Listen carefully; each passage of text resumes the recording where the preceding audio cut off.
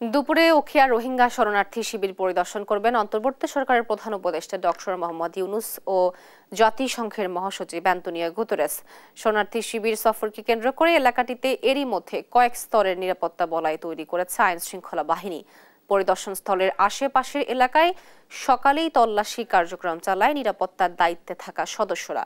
পরিদর্শন কর্মসূচিতে শরণার্থীদের প্রশিক্ষণ কেন্দ্র, এই জনগোষ্ঠীর বিভিন্ন সাংস্কৃতিক কার্যক্রমের প্রদর্শনী ঘুরে দেখা সহ রোহিঙ্গা তরুণ নেতৃত্বের সাথে কথা বলবেন প্রধান উপদেষ্টা ও অতিথি অ্যান্তোনিও গুতেরেস। পরে সাংবাদিকদের সঙ্গে কথা বলবেন প্রধান উপদেষ্টা ডক্টর মোহাম্মদ ইউনুস। সন্ধ্যায় 1 লাখ রোহিঙ্গা শরণার্থীর সাথে ইফতার গ্রহণ করবেন জাতিসংঘের মহাসচিব অ্যান্তোনিও গুতেরেস ও অন্তর্বর্তী সরকারের প্রধান উপদেষ্টা ডক্টর মোহাম্মদ ইউনুস।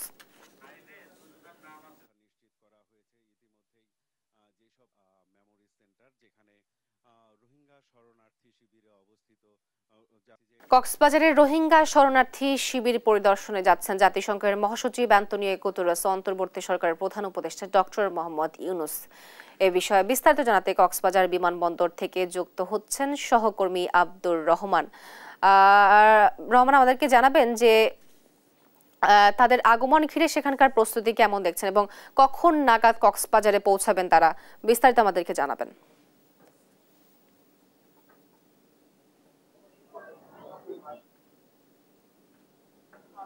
তোহা, আমি আজকে আপনাকে জানিয়ে রাখি, কক্সবাজারের আজকের নিরাপত্তা বলয়ে যেমন ঢাকা রয়েছে, কক্সবাজারের রঙিন সাজে সজ্জিত করা হয়েছে কক্সবাজারের প্রতিটা রাস্তাঘাট, এবং বিশেষ করে জেলা প্রশাসন এবং পুলিশ প্রশাসন, র্যাব এবং 4 স্তরের যে নিরাপত্তা বলয় দিয়ে একেবারে নিরাপত্তা চাদরে ঢাকা রয়েছে। কিন্তু একটা জিনিস ব্যতিক্রম রয়েছে, অন্যান্য বারের যখন রাষ্ট্রপ্রধান বা প্রধানমন্ত্রীরা সরকার প্রধান আসতো, তাহলে এখানে বিশেষ করে তরুণ নির্মাণ থেকে শুরু করে ব্যক্তিদের বিভিন্ন ছবি, বিভিন্ন ধরনের রঙিন পোস্টারের পরিপূর্ণ হয়ে যেত কক্সবাজার। কিন্তু এইবারে সেটি সম্পূর্ণ ভিন্নভাবে উদযাপিত হচ্ছে। একটি নম্বর যে কক্সবাজারের যে রাস্তাঘাট বা অলিগুলোতে কোনো ব্যানার নাই, ফেস্টুন নাই, কিন্তু নিরাপত্তা বেষ্টনীটা প্রচুর কঠোর রয়েছে। বিভিন্ন ধরনের বাহিনীর, গোয়েন্দা বাহিনীর বিভিন্ন সংস্থার লোকজন সারা গলির মুখে নিরাপত্তার চৌকি বসিয়েছেন।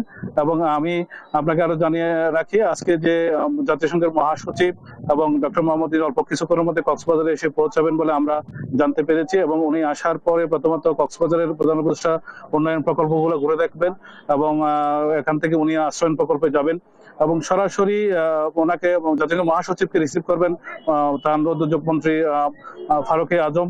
উনি ওনাকে গ্রহণ করবেন এবং ওখান থেকে উনি সরাসরি রোহিঙ্গা ক্যাম্পে চলে যাবেন। এবং মাননীয় মহাসচিব গোত্রে উনি ওখানে প্রথমত রোহিঙ্গা পাশে যাবেন। ওখানে গিয়ে উনি 3টি সংস্থার সাথে ওনাদের নিরাপত্তা এবং উন্নয়ন এবং খাদ্য সংস্থার যে 3টি সংস্থা তাদের সাথে বৈঠক করবেন।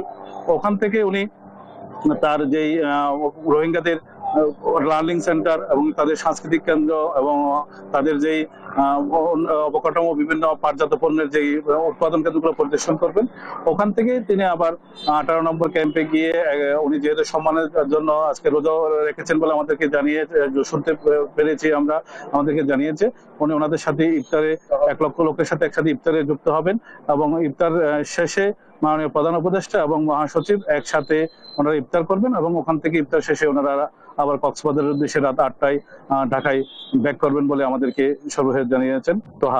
তোহা সর্বশেষ ছিল আমার কাছে কক্সবাজার বিমানবন্দর থেকে। আপনাকে ধন্যবাদ রহমান। কক্সবাজার বিমানবন্দর থেকে সর্বশেষ পরিস্থিতি জানাচ্ছিলেন আমাদের সহকর্মী আব্দুর রহমান।